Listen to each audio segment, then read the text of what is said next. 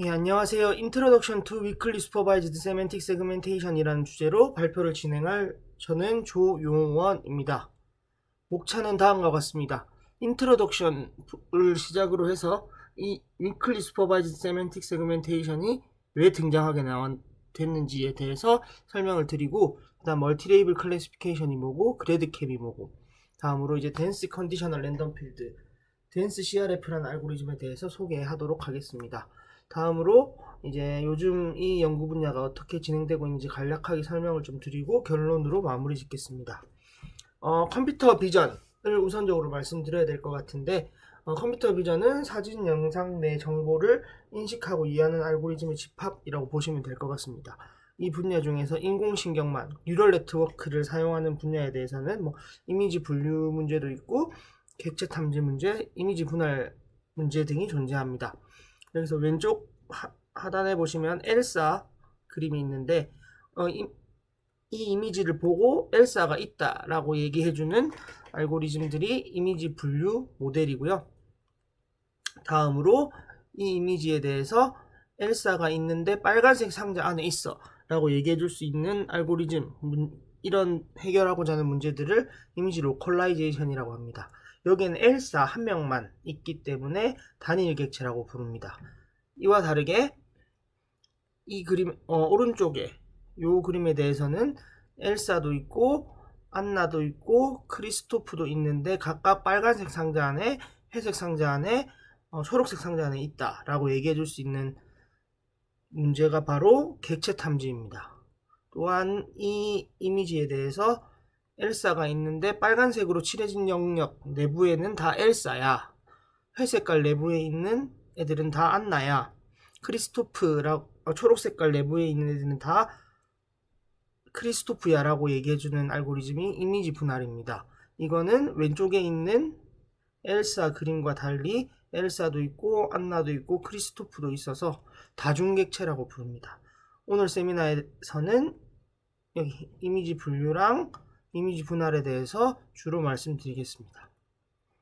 우선 이미지 분류라는 문제는 어떤 문제냐면, 사진, 영상 내 탐지하고자 하는 범주 중 어떤 게 있는지를 예측하는 문제입니다.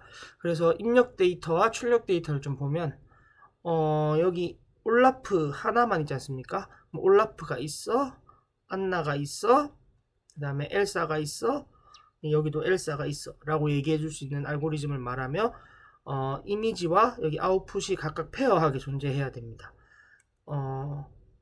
이미지를 어떠한 함수에 넣었을 때 아웃풋이 나오도록 하는 게 목적이고요.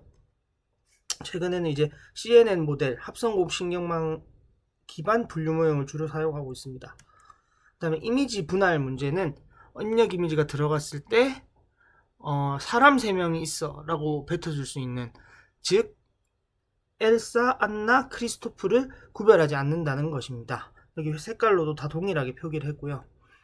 아래쪽 파란색 박스 내부에서는 사람들끼리도 서로 구분하는 영상입니다. 이미지입니다. 빨간색은 사람인데 엘사야, 회색은 사람인데 안나야, 초록색은 사람인데 크리스토프야 라고 사람끼리도 서로 구분하는 것을 말하며 이러한 알고리즘을 인스턴스 세그멘테이션이라고 합니다. 앞에서 이미지 분할을 설명드린다고 말씀드렸었는데, 그 중에서 특히 오늘 세멘틱 세그멘테이션에 대해서 주로 말씀드리겠습니다. 그러면 이제 이미지 분할에서 정답 생성, 레이블링을 어떻게 하고 정답을 어떻게 만들 것인지를 설명드리면, 우선 보트, 안나, 올라프가 제가 탐지하고자 하는 범주라고 합시다. 그럼 그것 말고 배경까지 포함해서 총 4개의 범주를 탐지해야 되는 거고요. 우선 여기 보시면 보트가 초록색 내부에 있어요. 그 다음에 파란색 내부에 안나가 있어요.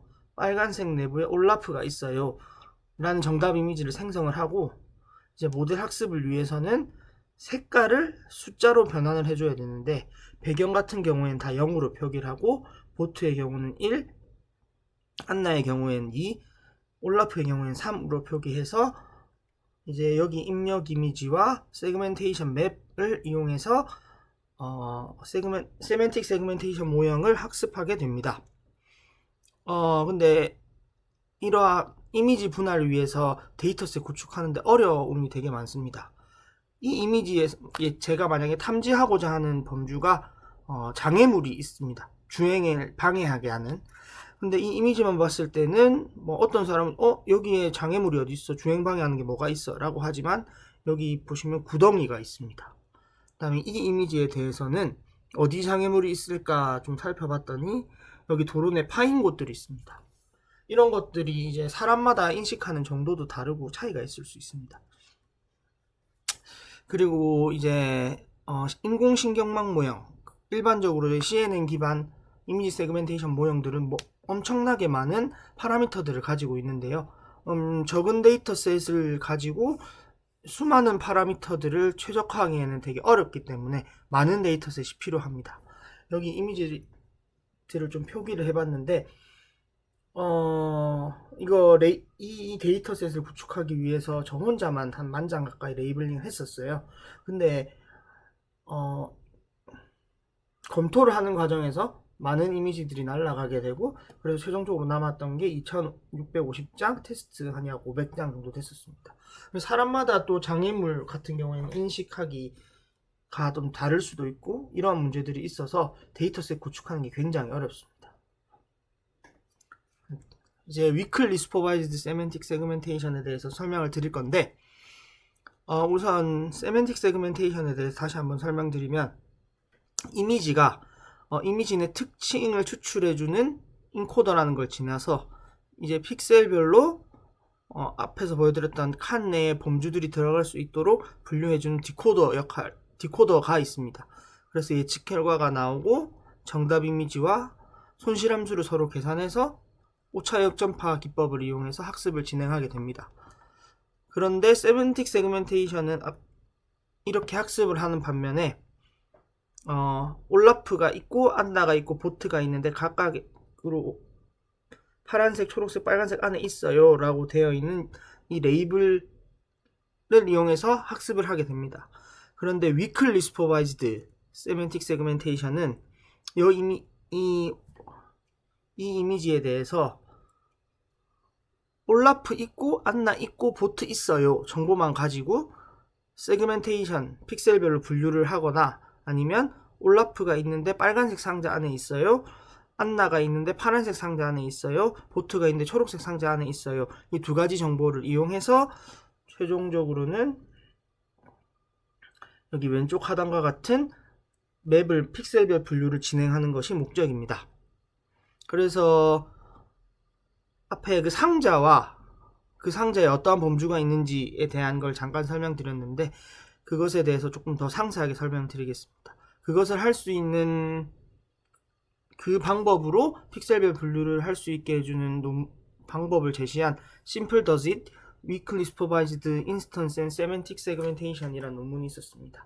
이거는 CVPR에서 약 230회 정도 인용이 되었고요. 스탠포드가 아니라 독일에서 만든 알고리즘입니다. 우선 입력 이미지가 있고 인코더, 디코더, 세멘틱 세그멘테이션 모델을 똑같이 사용합니다. 그런데 정답을 올라프가 빨간색 상자 안에 있어, 안나가 파란색 상자 안에 있어, 보트가 초록색 상자 안에 있어, 이 정보들을 이용해서 오른쪽과 같은 정답을 생성합니다. 이 정답은 올라프가 존재하는 영역에 정확하게 가장자리를 가지고 있지는 않지만 대략적인 위치를 알려줄 수 있습니다. 그래서 여기 왼쪽에 있는 입력 이미지랑 이 정답을 가지고 모든 학습 데이터에 대해서 한 번씩 그레디언트를 계산할 수 있게 학습을 진행을 합니다. 다음으로 이 입력 이미지를 그 학습된 1회 학습한 세멘틱 세그멘테이션 모델에 집어넣어서 예측 결과를 뽑습니다. 정답과 비교를 해서 작은 것들을 선택합니다. 이것이 이제 새로운 정답이 되는 거고, 이 새로운 정답을 이용해서 다시 이 네트워크를 학습하게 됩니다. 이 과정을 계속해서 반복하는 것이죠. 이러한 방법이 있고, 다음에는 이 이미지에 올라프가 있어, 안나가 있어, 정보만 이용해서 하는 방법에 대해서 소개해 드리겠습니다. 여기 입력 이미지가 있고 인코더, 디코더가 있고 정답을 생성하는 것이 세멘틱 세그멘테이션 모형이었는데,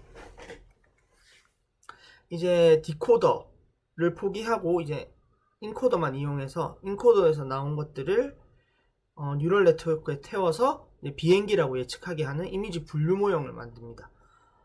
이제 분류 결과가 만약 비행기라고 나왔는데, 비행기 이 모델이 어디를 보고 비행기라고 했지 예측 원인을 파악할 수 있는 알고리즘을 이용해서 예측 원인을 파악합니다. 예측 원인을 파악한 이미지와 입력 이미지를 덴스 컨디셔널 랜덤 필드라는 알고리즘을 이용해서 최종적으로 정답을 생성을 합니다. 그것을 할 수 있게 해주는 이제 멀티레이블 클래시피케이션, 그래드캠, 덴스 CRF, 덴스 컨디셔널 랜덤 필드에 대해서 소개해 드리겠습니다. 멀티레이블 클래시피케이션 문제는 예를 들어 입력 이미지에 대해 다중객체 존재 여부를 예측하는 문제입니다. 그 데이터셋을 좀 살펴보면 이 이미지에는 안나도 있고 크리스토프도 있습니다. 다음으로는 안나가 있고 엘사가 있습니다. 이 이미지에 대해서는 한스와 엘사가 있고, 이 이미지에서도 한스와 엘사가 있습니다. 이렇게 이미지와 페어하게 존재하는 아웃풋들이 존재해야 됩니다. 그래서 확률값을 이용해서 범주별로 존재 여부를 예측하게 되는데요. 좀 설명을 드리면, 이미지들이 있고, 여기 이 이미지를 가지고 설명을 좀 드리겠습니다.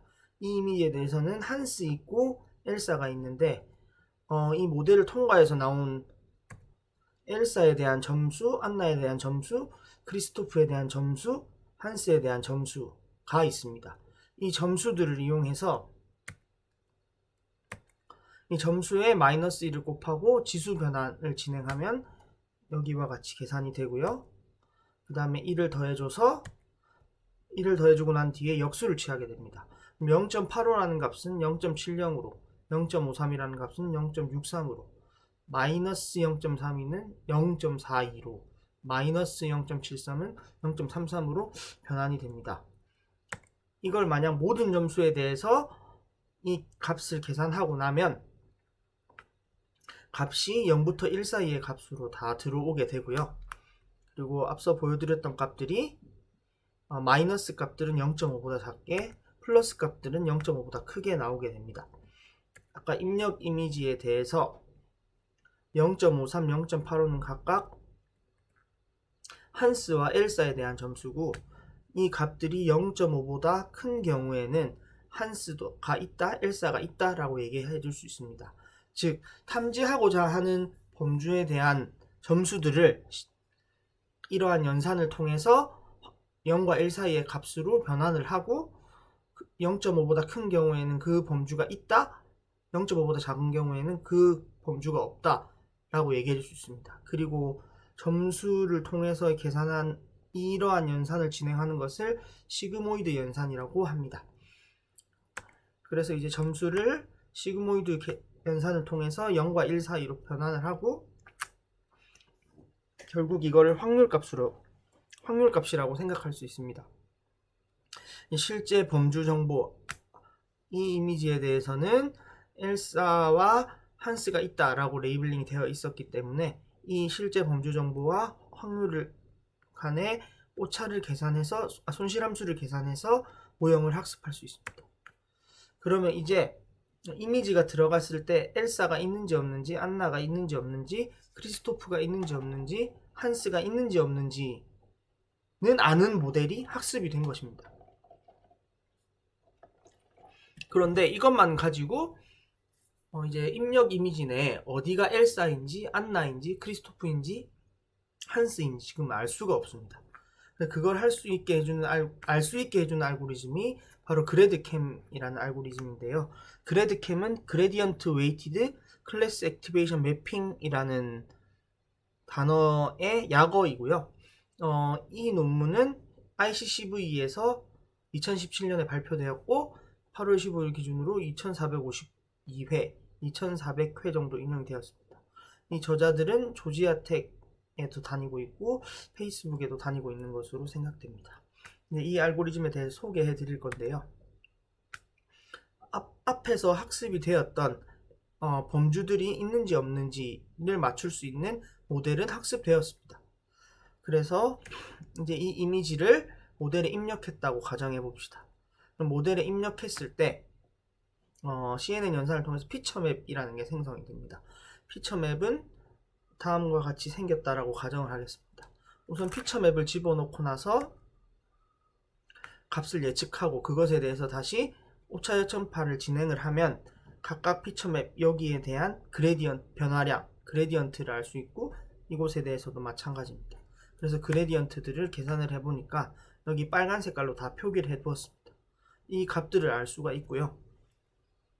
우선 이 값들을 산출을 합니다. 그래서 이제 이 피처맵 1번, 피처맵 2번에 대한 중요도를 계산할 건데 변화량들의 평균, 그레디언트들의 평균을 계산합니다. 다음과 같이 평균을 계산을 하고 이 평균 값이 바로 1번 피처맵의 중요도, 2번 피처맵의 중요도로 지정을 합니다. 이 중요도들을 이용해서 이 중요도와 피처맵의 한 값을 곱합니다. 그러면 3 곱하기 0.597을 진행했을 때 1.7925가 나오고 모든 피처맵에 대해서 계산을 합니다. 두 번째 피처맵에 대해서도 두 번째 피처맵의 중요도와 각각의 값들을 곱해서 다음과 같은 매트릭스를 만들게 되고 여기에 동일한 위치가 있는 것들끼리 더하게 됩니다. 1.79랑 1.7925에서 0.288을 빼면 1.50 마이너스 0.597로 더하기 0.0096 하면 이 값이 나오게 되는데 여기에서 이제 최종적으로 음수인 것은 다 0으로 0보다 크거나 같은 것들은 그 값을 그대로 가지게 됩니다. 그럼 이 값이 최종적으로 그래드캠 결과이고 모델이 범주가 있는지 없는지를 예측하는 모델이 어디를 보는지를 알 수 있게 됩니다.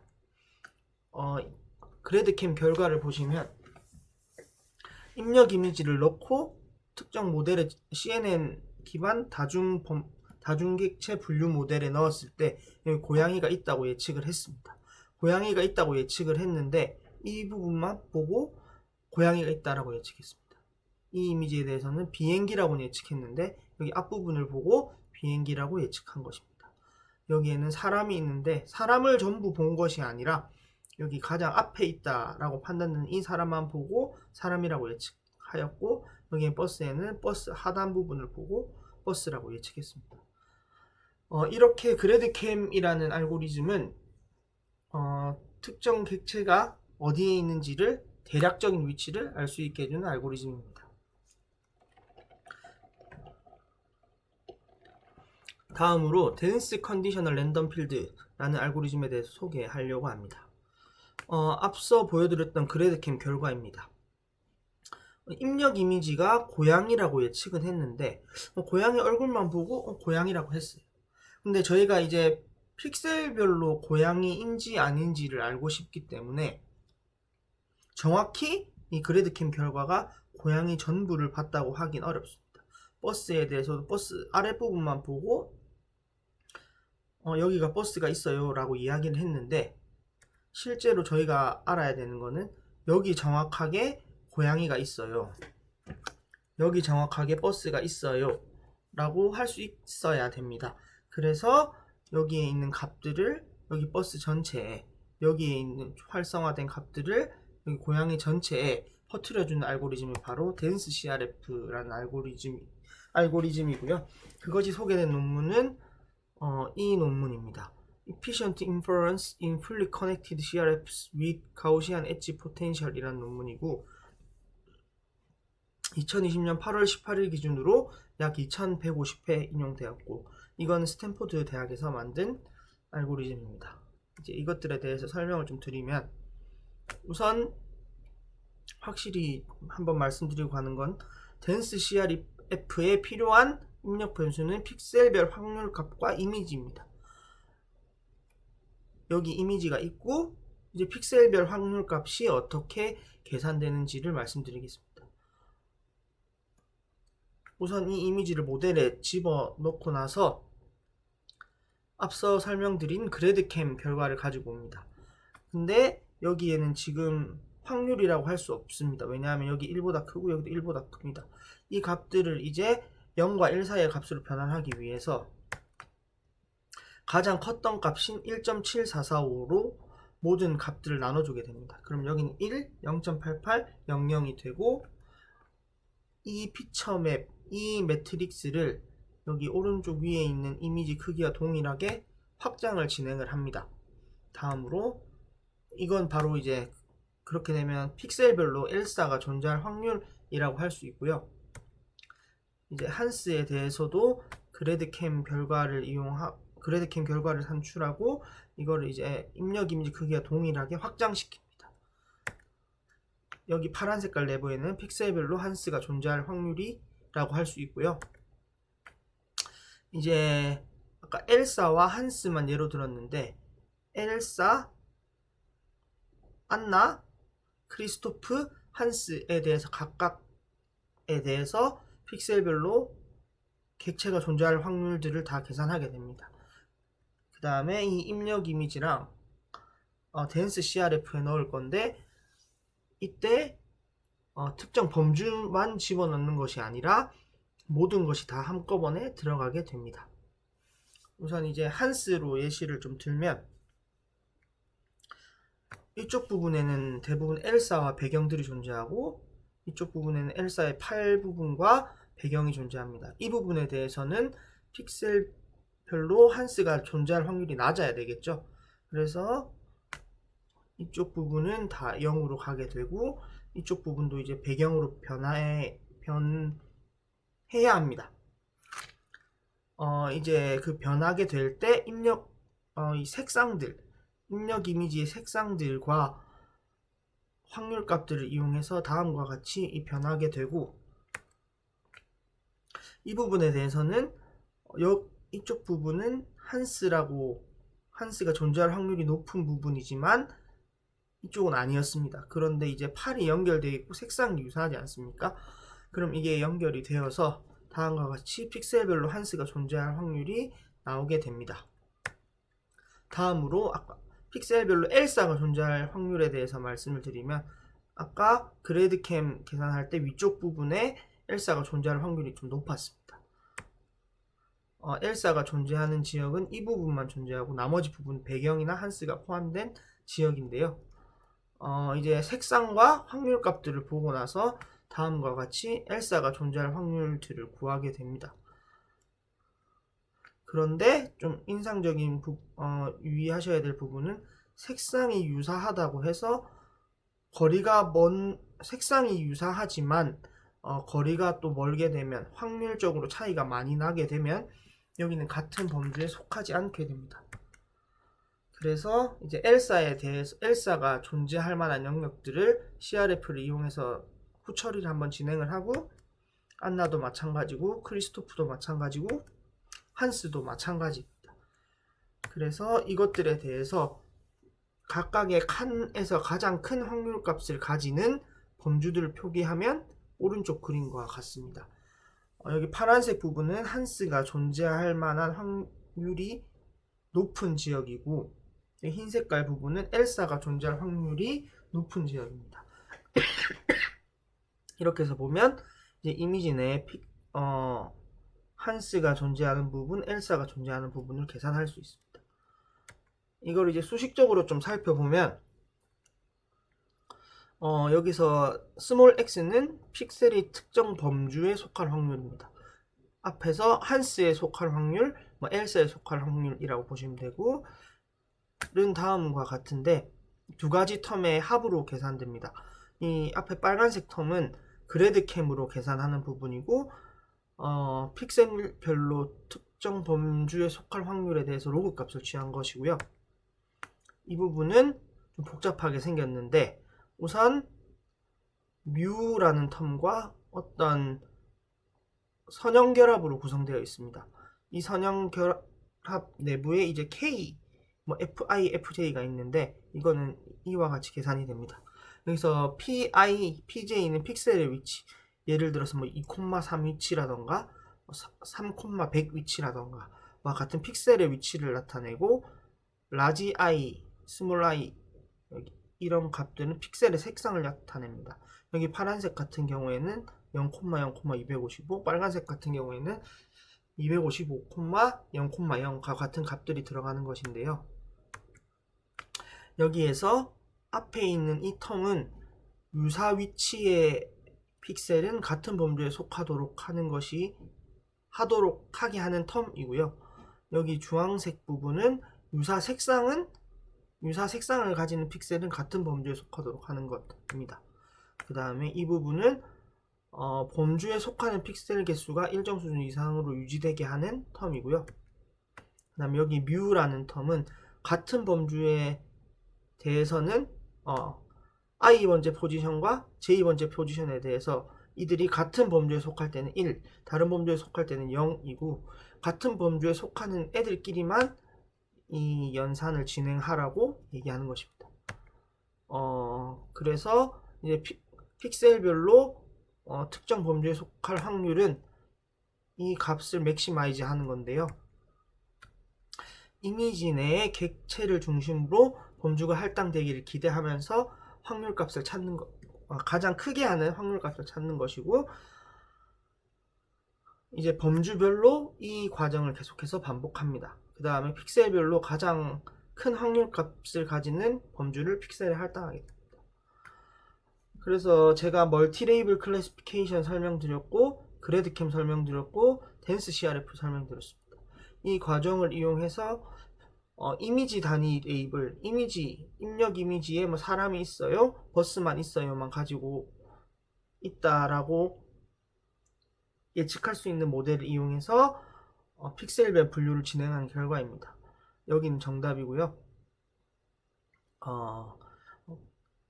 이 이미지를 앞에서 학습한 멀티레이블 클래시피케이션 모형에 집어넣었을 때 여기가 버스가 있을 것 같아요 라고 한 지역입니다. 이 부분들을 보고 확률을 댄스 CRF를 이용해서 픽셀별로 확률을 다시 계산을 하니까 여기에 버스가 있어요 라고 합니다. 사람과 같은 경우에는 못 찾았는데 여기 미세하게 보시면 사람들이 있습니다. 아래의 그림에 대해서는 이 입력 이미지를 멀티레이블 클래시피케이션 모델에 집어넣어서 그래드캠을 뽑고 댄스 CRF를 이용해서 다시 한번 확률값을 계산한 뒤에 값을 뽑아내니까 다음과 같이 나왔습니다. 양들이 있는 위치를 얼추 잘 찾아내는 것을 확인했습니다. 그리고 이제 세멘틱 세그멘테이션 분야의 평가 지표로 Mean Intersection Over Union MIU라는 값을 사용했는데 그때 값들이 제가 44.57 정도가 나왔습니다. 이렇게 되면 이제 Weakly Supervised Semantic Segmentation을 수행할 수 있는 방법에 대해서 대략적으로 소개를 드렸습니다. 이제 이 분야의 트렌드를 좀 말씀드리면 최근 유행하고 있는 자가학습, 셀프 슈퍼바이즈드 러닝과 함께 같이 연구가 많이 되고 있는 걸 파악했습니다. 우선 좀 설명을 드리면 이 이미지에 대해서 랜덤하게 구멍을 뚫습니다. 구멍을 뚫고 이 이미지를 아까 입력 이미지의 특징을 추출하게 하는 인코더, 그 다음에 그것을 다시 복원해주는 디코더를 이용해서 이 복원할 수 있게 하는 모형을 학습한다면 이 인코더는 입력 이미지, 이 이미지들을 잘 이해하고 있는 인코더일 것이다. 주변의 색상들을 잘 알고 있는 인코더일 것이다 라는 가정하에서 이 인코더만 가져와서 분류 문제를 해결하거나 아니면 뭐 다른 문제를 해결할 수 있게 컴퓨터 비전 분야에 있는 문제에 적합한 부분을 설정을 해서 더 높은 성능을 얻고자 하는 게 자가학습이라고 할 수 있겠습니다. 그래서 자가학습과 위클리 슈퍼바이즈드가 결합된 논문 하나를 소개해 드리겠습니다. Self Supervised Equivalent Attention Mechanism for Weakly Supervised Semantic Segmentation 이라는 논문인데요. 이거는 2020년 CVPR에서 나온 논문이고요. 거기서 말하는 게 캠이 입력 이미지의 크기가 달라지면 바라보는 곳이 다르다. 똑같은 분류 모형이지만 입력 이미지 크기에 따라 바라보는 곳이 다르다라는 걸 문제점을 삼아서 이들을 변수 공간에서 유사한 곳에 매핑시킵니다. 이러한 과정을 통해서 다시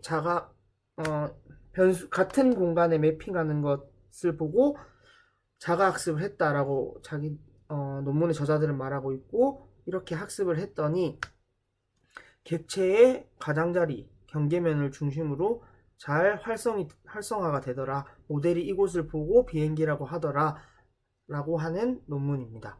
이때 이 논문에서 이 방법을 이용해서 세멘틱 세그멘테이션 평가까지 진행했을 때 검증 데이터셋에서는 mean intersection over union 값이 64.5, 테스트 데이터에서는 65.7까지 나왔다고 합니다.